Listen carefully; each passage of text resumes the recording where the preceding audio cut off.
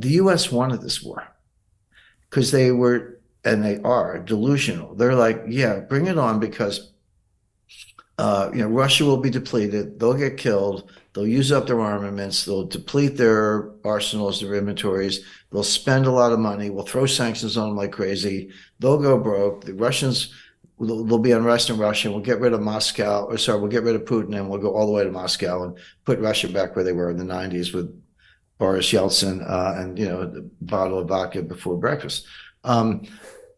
None of that has played out. Everything I just said, that was the goal. And they say so. Again, I'm not breaking into safes in Washington. They say these things. But every one of them has turned out to be the opposite. Here's what's actually happening. Number one, World Bank, not exactly a Russian puppet. They're pretty much controlled by the U.S., projects Russian growth this year at 0.7%, but it's been revised upward. Now go back to early 2022. What were they saying? Russian economy is going to collapse. It's the end of the ruble. Biden is like, we're going to bury the ruble. No, the ruble did dip from 70 to 140 for about a minute, and then it got back to 70, and then it got too strong. It was 50 to 1, whereas at the beginning of the war it was 70 to 1. Elvira Nabiullina, who's the head of the Central Bank of Russia, for my money, the only central banker who actually understands her job, actually had to cut interest rates, not raise them, but cut them, because she was worried the ruble was getting too strong. And today it's around 70, which is what it was where the war began. So the ruble is unchanged in a year and a half. So the ruble is doing fine. The Russian economy is growing. Will probably outperform the U.S. economy this year. We'll see how it plays out, but I expect a recession in the U.S., no recession in Russia. Their foreign exchange reserves are up because they're selling more oil than ever at higher prices. And inflation is totally under control. I just want to alert everyone to an important video that you've just recorded that will not be available to the public. Here, you discuss the upcoming geopolitical shockwave of what you call the most significant development in international finance since 1971. But then you explain how anyone can position themselves to profit from this crisis.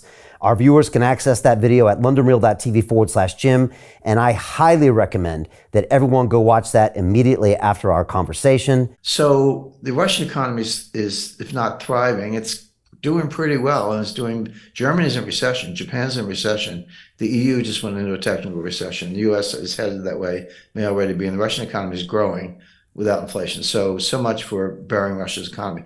But beyond that, Putin put the whole economy on a war footing. I mean, I studied World War II. Victor Davis Hanson has a great book called The Second World Wars, plural. But he has like 2 pages on Stalingrad and a page and a half on D-Day. The whole book, because there are thousands of books written on all those subjects, his book is about industrial production behind the war effort and how Henry Ford turned assembly lines from Fords to B-29s almost overnight, and how the Wehrmacht. They were the most lethal force in World War II. They would kill 2 or 3 Russians to 1 German on the Eastern Front, except Stalin, he'd kill 3 million, and Stalin would send 3 million more and 5 million more. And finally, at a certain point, the German general said, wait a second, we're in over our heads here. We can't, we can keep killing them, but they keep coming. But between Lend-Lease and being on a war footing, they just outproduced Germany. 15,000 bombers a month versus 3 or 4 that Speer could produce.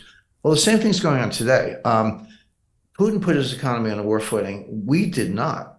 And so we're the ones seeing the arsenals depleted. The British are sending the Shadow, I forget the exact name, Shadow missile. The U.S. is sending Patriot missile batteries. Guess what? The Patriots don't work against the Russian Iskal hypersonic missile.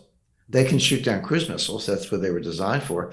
But the Russians aren't shooting cruise missiles. They're shooting hypersonic missiles, and they're blowing up the Patriots. So the other day, Zelensky said, we need more Patriots. Yeah, it's because we sent you 3, large batteries, or $1 billion a piece, and one of them's destroyed, and the other 2 are on the way to being destroyed. Hey, do you want to profit from crypto? Then join my DeFi Academy. The Crypto DeFi Academy will help you create generational wealth.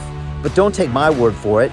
Listen to my students. When I first got into crypto, I remember thinking to myself, I need to learn more. Brian Rose, learning crypto, learning DeFi, gotta do it. I am so grateful that I jumped in and did this. I had to break through some limiting beliefs that I can do this, that I can afford this, that I can be in this. It challenges the things that are deeply rooted within us. Joining DeFi Academy has been one of the best decisions I have made on my blockchain journey. This course was a life changer, a game changer, a huge eye-opener, coming from knowing practically nothing at the speed of the learning over 4 weeks was just fantastic. The information you provided in this class was invaluable. I feel far more confident in my next steps. You took complex concepts and made them easier to understand. What's different than so many other ones is it just doesn't tell you what to do. It actually makes you do it. This is for people who are serious about becoming traders. This is the way it should be done. I realized from this learning experience again that it is not about what you learn, but about who you learn it from. The energy was insane. I've never experienced such incredible energy on a live call. Brian Rose, you are a legend, my friend. It's the only thing in the market where you can get all information and learn everything what you need to know. Everything is so clear and so well done, and I'm just forever grateful for this program. It made me feel so much more confident about crypto than I did before. I did not anticipate how passionate I was going to become about it. This course has been like a big learning experience for me, not just in the crypto space, but just an overall balance of life. What I've learned is, how to take ownership, of my life in a way that I really hadn't before. Yeah, you can't put a price on that, really. I would recommend it to anybody, top notch. Excellence does not come cheap. So if you want excellence, you gotta pay for it, but it's so worth it. Pull the trigger. That's what this course is about. You're not going to regret it, really.